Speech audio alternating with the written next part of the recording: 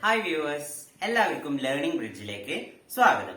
ഇന്ന് നമ്മൾ പഠിക്കാൻ പോകുന്നത് +1 ഇന്ത്യൻ എക്കണോമിക് ഡെവലപ്മെന്റ് എന്ന ടെക്സ്റ്റ് ബുക്കിലെ 10ാമത്തെ ചാപ്റ്ററിലെ കുറച്ച് ഭാഗങ്ങളാണ്.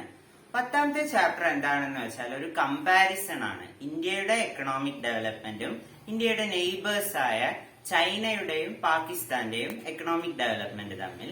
അപ്പൊ നമ്മൾ ഇന്ന് പഠിക്കാൻ പോകുന്നത് ചൈനയെ പറ്റിയാണ്.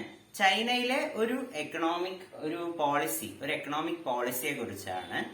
അപ്പോ ഈ ചാപ്റ്ററിൽ എന്താ നമ്മൾ ചെയ്യുന്നത് എന്ന് വെച്ചാൽ ചൈനയിലെയും പാകിസ്ഥാനിലെയും എക്കണോമിക് പോളിസീസും ഇന്ത്യയിലെ എക്കണോമിക് പോളിസീസും തമ്മിലുള്ള ഒരു കമ്പാരിസൺ പോലെയാണ്. അപ്പൊ നമുക്ക് ചൈനയുടെ എക്കണോമിക് പോളിസീസിലേക്ക് കടക്കാം. ചൈനയുടെ എക്കണോമിക് പോളിസീസിൽ വളരെ പ്രധാനപ്പെട്ട ഒരു പോളിസിയാണ് GLF അഥവാ ഗ്രേറ്റ് ലീപ്പ് ഫോർവേഡ്. 1958 ഈ ഒരു പോളിസി ഇൻട്രൊഡ്യൂസ് ചെയ്തത്.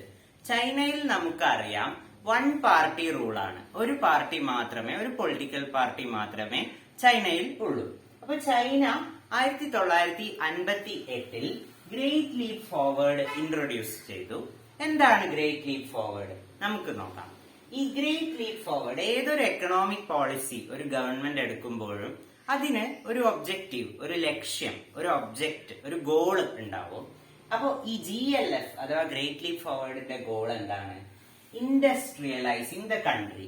ചൈന എന്ന രാജ്യത്തെ ഇൻഡസ്ട്രിയലൈസ് ചെയ്യുക എന്നതായിരുന്നു GLFന്റെ ഗോൾ. അപ്പോ എന്താണ് ഗവൺമെന്റ് പറഞ്ഞത് അവിടുത്തെ ജനങ്ങളോട്?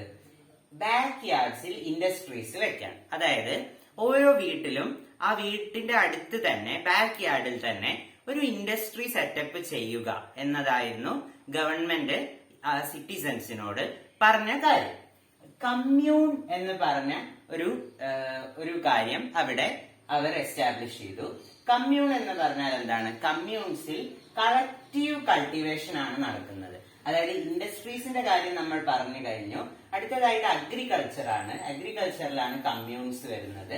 കമ്മ്യൂൺസ് എന്ന് പറയുന്നത് കമ്മ്യൂൺസിൽ കളക്റ്റീവ് കൾട്ടിവേഷൻ ആയിരുന്നു നടന്നിരുന്നത്. അതായത് ഒരുപാട് പേര് ഒരുമിച്ച് ചേർന്ന് അവിടെ ആ ലാൻഡിൽ കൾട്ടിവേറ്റ് ചെയ്യുക. അതായിരുന്നു കളക്റ്റീവ് കൾട്ടിവേഷൻ എന്നതുകൊണ്ട് ഉദ്ദേശിച്ചത്. 1958 ചൈനയിൽ 26,000 കമ്മ്യൂണുകൾ ഉണ്ടായിരുന്നു.